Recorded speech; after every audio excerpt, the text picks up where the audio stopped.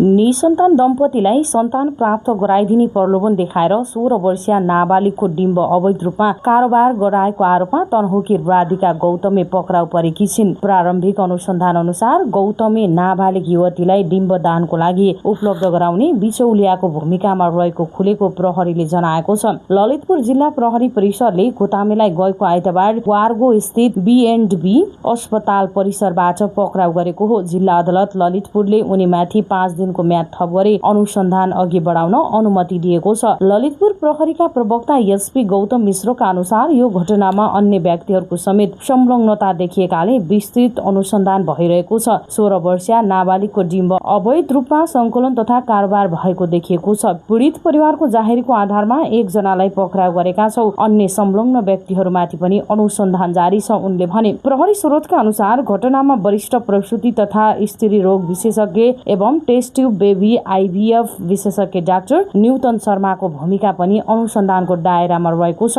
उनी हाल B&B अस्पतालमा कार्यरत छिन्। अनुसन्धानबाट खुले अनुसार डाक्टर शर्माकै सिफारिसमा बिचौलिया गौतमले नाबालिगलाई B&B स्थित आइभीएफ सेन्टर पुर्याएकी थिइन्। त्यहाँ नाबालिगलाई डिम्ब उत्पादन बढाउने हर्मोनको इन्जेक्सन लगाइएको थियो। 7 दिनपछि पुनः आउन भनेर उनलाई घर पठाइएको प्रहरीले जनाएको छ। घर फर्किएपछि नाबालिगको स्वास्थ्यमा इन्जेक्सनको प्रतिकूल असर देखिन थालेको थियो। स्वास्थ्य अवस्था बिग्रिएपछि उनी केही घण्टा ढिलो गरी पुनः सेन्टर पुगेकी थिइन्, तर ढिलो आएको भन्दै चिकित्सकले हप्काएर फर्काइदिएको आरोप रहेको छ। त्यसपछि स्वास्थ्य झन बिग्रिएपछि परिवारले सोधपुछ गर्दा मात्रै नाबालिगले आफूलाई डिम्ब दानको लागि लगिएको घटना अभिभावकलाई सुनाएकी थिइन्। तथ्य थाहा पाए लगत्तै नाबालिकाका अभिभावकले बिचौलिया गौतमेलाई सम्पर्क गरेका थिए र उनको स्वास्थ्य अवस्थाबारे जानकारी गराएका थिए। त्यसपछि गौतमेले नाबालिकालाई लिएर सेन्टर पुगेकी थिइन्। डाक्टर शर्मा सेन्टरमा नभेटिएपछि गौतमेले टेलिफोन सम्पर्क गरी घटना सम्बन्धमा जानकारी दिएकी थिइन्, तर त्यसबेला डाक्टर शर्माले कुनै वास्ता नगरेको आरोप रहेको छ। नाबालिकाको स्वास्थ्य झन बिग्रिन थालेपछि गौतमेले अर्को आइभीएफ सेन्टरमा लगेर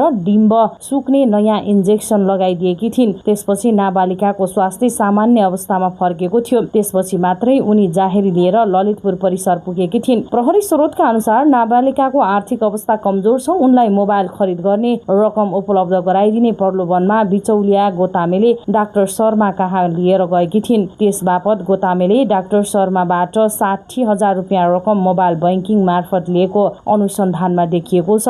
त्यसको स्क्रिनशट पनि हामीले फेला पारेका छौं। एक प्रहरी अधिकारीले भने बैंकिङ ट्रान्जेक्सनमा रकम गएको देखिन्छ। डाक्टर शर्मा विरुद्ध पनि पक्राउ पूर्जी जारी गर्ने प्रक्रिया अघि बढेको छ। B&B अस्पतालले भने डाक्टर शर्मा अस्पतालमा कार्यरत रहेको तर घटना सम्बन्धमा जानकारी नभएको दावी गरेको छ। अस्पतालका सूचना अधिकारी नवीन खकुरेलले डाक्टर शर्माको घटना सम्बन्धमा जानकारी नभएको बताएका हुन्। डाक्टर शर्मा B&B मै कार्यरत हुनुहुन्छ। उहाँले अस्पतालकै एसोसिएटमा आइभीएफ सेन्टर चलाउनुहुन्छ। उनले भने तर घटना सम्बन्धमा जानकारी भएन। B&B स्रोतका अनुसार डाक्टर शर्मा अहिले फिलिपिन्समा छिन्। लिङ्ग पहिचान गरी गर्भपतन गराएको अभियोगमा डाक्टर शर्माको लाइसेन्स नेपाल मेडिकल काउन्सिलले 3 महिनाको लागि निलम्बन गरेको थियो। काउन्सिलको निर्णय विरुद्ध उनले उच्च अदालत पाटनमा रिट हालेकी थिइन्, तर अदालतले काउन्सिलको निर्णयमा अन्तरिम आदेश दिएको थिएन। किशोरीको डिम्ब अवैध तवरले कारोबार घटनामा यसअघि पूर्व महान्यायाधिवक्ता सविता भण्डारीको छोरी डाक्टर प्रसता बरालको समेत संलग्नता पाइएको थियो। उनले